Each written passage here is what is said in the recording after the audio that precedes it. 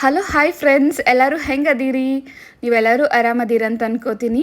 Mango season ಶುರು ಆಗೈತಲ್ರಿ. ಏನಾರ ಒಂದು ಮ್ಯಾಂಗೋ ರೆಸಿಪೀಸ್ ಅಂತೂ ಮಾಡ್ತಾನೆ ಇರ್ತೀರಿ.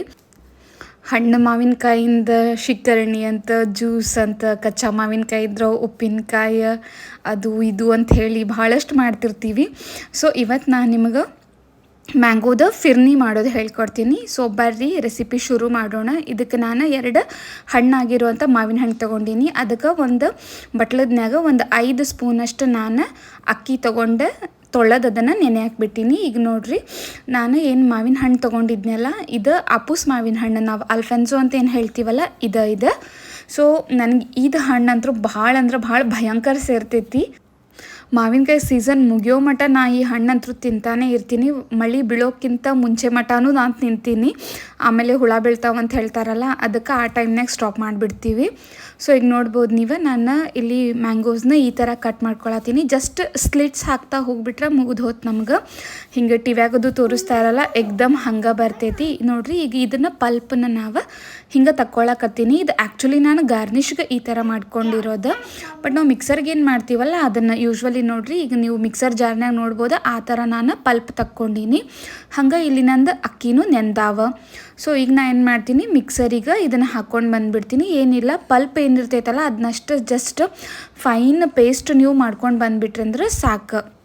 ಸೊ ಇಷ್ಟು ಆದ್ಮ್ಯಾಗ ನಾನು ಇಲ್ಲಿ ಏನು ಮಾಡ್ಕೋತೀನಿ ಅಂತಂದ್ರೆ, ಒಂದು ಕಡಾಯಿ ಇಟ್ಕೋತೀನಿ. ಕಡಾಯಿ ಇಟ್ಕೊಂಡು ಇದು ಅರ್ಧ ಲೀಟ್ರ್ಗಿಂತ ಒಂದು ಸ್ವಲ್ಪ ಕಮ್ಮಿ ಐತಿ, ಅಷ್ಟು ಹಾಲು ಹಾಕ್ಕೊಂಡೀನಿ. ಈಗ ನೋಡಿರಿ, ಹಾಲು ಕುದಿಯಾಕತ್ತೈತಿ ನಂದು.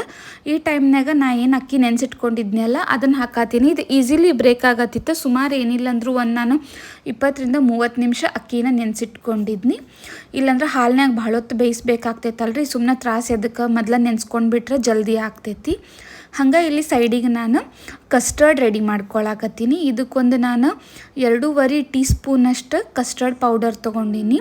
ಇದ್ರನ್ಯಾಗ ಒಂದು ಸ್ವಲ್ಪ ಉಗುರು ಬೆಚ್ಚಗಿರೋ ಹಾಲನ್ನ ಹಾಕ್ಕೊಂಡು, ಒಂದು ಸ್ವಲ್ಪ ಲಂಪ್ಸ್ ಅಥವಾ ಅದು ಏನು ಹೇಳ್ತೀವಿ ನಾವು, ಗಂಟು ಇರಲಾರ್ದಂಗೆ ಇದನ್ನು ಚಂದಂಗೆ ನಾವು ಇದನ್ನು ತಿರುಗಿಸ್ಕೊಂಡು ಕರಗಿಸ್ಕೋಬೇಕು. ಈಗ ನೋಡ್ಬೋದು ನೀವು, ಅಕ್ಕಿ ಇಲ್ಲಿ ಆಲ್ಮೋಸ್ಟ್ ಸ್ವಲ್ಪ ಬೆಂದಾವಿದೆ. ಏನಿಲ್ಲ ಅಂದ್ರೂ ಮೊದಲ ಹಾಫ್ ಬೆಂದಿರ್ತೈತೆ ಅದು. ಈಗ ಹಾಲಿನಾಗ ಹಾಕಿ ಕುದಿಸ್ಬೇಕಾದಾಗ ಒಂದು 80-90% ಇದು ಬೆಂದೈತಿ ಈಗ.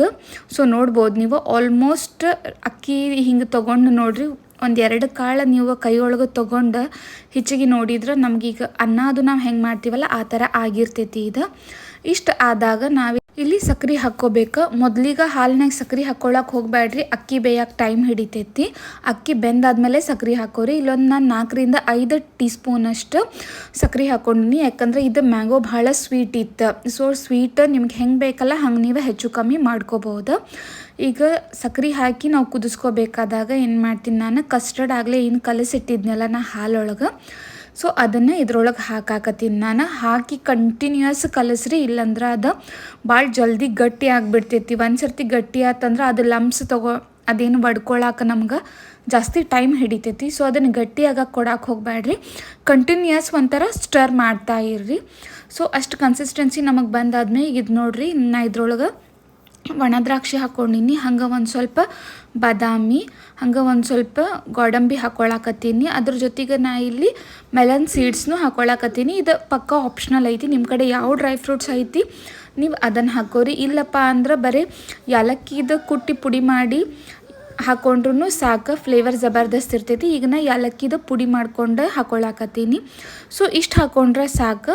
ಮತ್ತು ನಿಮ್ಗೆ ಏನಾರ ಕೇಸರಿ ದಳ ಹಾಕ್ಕೋಬೇಕಿತ್ತಂದ್ರೆ ಒಂದು ಸ್ವಲ್ಪ ಹಾಲಿನಾಗ ಕಲಸಿಟ್ಟಿನ ನೀವು ಕೇಸರಿ ದಳನ ಹಾಕೋರಿ. ಸೊ ನೋಡ್ಬೋದು, ಇಷ್ಟು ನನ್ನ ಕನ್ಸಿಸ್ಟೆನ್ಸಿ ಸಾಕು, ಇದು ರೆಡಿ ಆಗೈತಿ. ಈಗ ನಾ ಇದನ್ನು ಬೌಲ್ಗೆ ಶಿಫ್ಟ್ ಮಾಡ್ಕೊಳಕತ್ತೀನಿ.